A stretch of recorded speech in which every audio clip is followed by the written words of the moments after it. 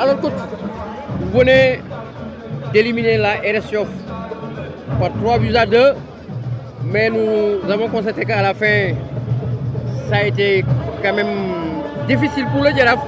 Alors, quelle lecture faites-vous de cette qualification d'abord, la physionomie du match? D'abord, rendre grâce à Dieu, je pense que la coupe reste la coupe. Ce qui est important, c'est de gagner. Peut-être, il y a des moments forts où on a maîtrisé le match, on a dominé l'adversaire, on a marqué 3 buts. Ça a rendu le match facile. Mais après le carton rouge de Noah Coly, oui, les remplaçants qui sont rentrés aussi ont manqué un peu de rythme. Et je pense qu'on a encaissé un but sur une faute de défense, une erreur défensive d'Adama Wade. Après, on a encaissé un deuxième but, c'est normal, c'est la coupe. Ils ont plus un, ils ont connu à pousser. Bon, depuis un mois, on n'a pas joué. Il y a une cassure, c'est normal. Il y a beaucoup de joueurs qui sont là, parfois il manque de temps de jeu, c'est normal, c'est la coupe. On vient de reprendre. C'est vrai qu'au début c'était facile, mais après c'est difficile, mais la victoire est là quand même. Il faut se remettre à Dieu, continuer le travail, essayer de corriger ce qui n'a pas marché pour préparer le prochain match, Inch'Allah. Alors, vous menez par 3-0, la RS Yoff revient jusqu'à 3-2. Comment ça s'explique, coach? Mais je l'ai dit, c'est le carton rouge de Noah qui a basculé tout. Je pense que aussi, il faut comprendre que depuis un mois et demi, il n'y a plus de championnat. Depuis un mois et demi, le championnat a arrêté quand même, il n'y a plus de championnat, c'est vrai. Bon, les joueurs étaient partis faire la fête chez eux, donc ils sont revenus, donc il manque un peu. Donc ça a cassé le rythme et l'élan de l'équipe. Mais quand même, malgré tout, je pense que la première mi-temps a été bonne, ou le contenu a été bon. On a mené au score, on a tenu le ballon, on a joué en deuxième mi-temps. On a marqué 3 buts, mais après, quand il y a eu le carton rouge de Noah, ça a été un peu plus difficile. Avec les remplaçants qui sont rentrés, ils ont montré qu'il manque de rythme. Donc je pense qu'ils doivent encore plus travailler. Mais c'est la coupe, c'est important, il fallait gagner, on l'a fait. Maintenant, il faut rester serein. Nous sommes le Jaraaf. Avec toutes les équipes qui jouent contre le Jaraaf vont jouer à fond. On n'a jamais de match facile. Maintenant, il faut se projeter sur le match contre Agel. C'est le plus important. Sur le banc de touche, on vous a vu vociférer, surtout après l'expulsion de Noah Coly. Je l'ai senti. Vous étiez en colère avec lui? Non, pas en colère. C'est le comportement. Quand on te donne un carton, il faut sortir. Moi, c'est ce que j'ai dit. Mais je suis pas en colère, ça arrive au football. Un joueur peut être expulsé, ça arrive en football. 2 cartons successifs, bon, peut-être il pouvait l'éviter. Mais ça arrive. Mais après, quand on te donne un carton, il faut sortir.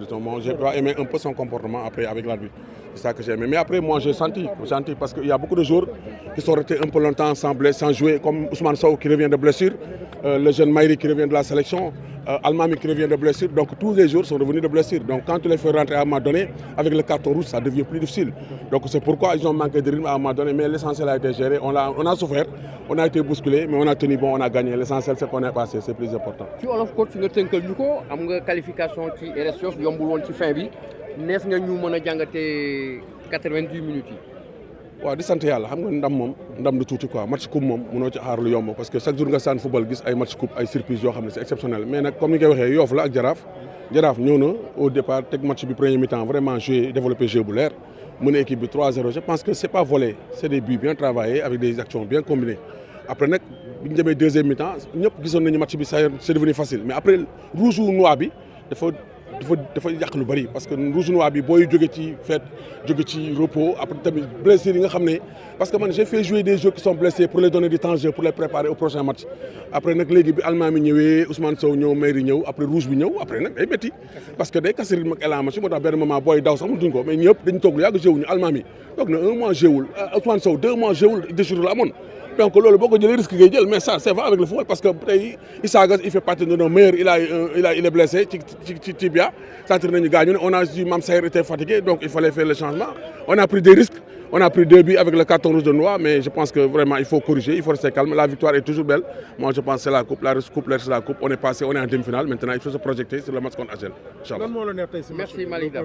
li ma neex mooy li ñu dugal 3 buts ak blessés yi nga xam ne ñëw nañu mais peut-être aussi blessés yi nga xam ne namoon nañ leen bëggoon naa ñu ñëw mais tamit comme ni ñu koy waxee ñëwuñu rek ci benn bés ak benn match ñu mën a joxe seen niveau day métti nag pour ñu ñëwaat il faut nga jox leen temps de jeu nii lay demee ñuy souffrir parfois da ngay subir ay match yoo xam ne daw intensité bi ngay laaj duñ ko indi mais loolu moo leen indi man je pense que risque la ñuy jël mais loolu am na mais par moment jël nañu but ñëpp tiit nañu benn moment parce que benn moment waa ji mu ngi yëg suñu kaw mais booy après gérer nañ ko yàlla def na qualifié nañu donc dañuy sant yàlla ñu xool lu doxul ñu corriger ko quoi inchallah. D'accord nga am match contre Agel li nga xam ne moom mooy semaine bi instant Jaraaf moo jël premier en championnat noo leen di waajalee match boobu. waaw non avec humilité rek xam nga championnat Sénégal moom li nga fi wax moo am diggante Ndaar ak premier day metti rek jaraaf la tudd jaraaf la jaraaf ñëpp xam nañu équipe yi final lañ koy jouer amuñu match mu yomb l'essentiel on va rester concentré on va apporter les correctifs très rapidement ñu projeté wu ce match kon AGEL xam nañu final la AGEL mu ngi suñu gannaaw temps yi nekk na benn dynamique de victoire te c'est une équipe boo xam ne il est intraitable à domicile mais football la ñuy def moi parce que la jaraaf reste la jaraaf nous n'avons peur de personne on va rester concentré on va essayer de corriger les erreurs surtout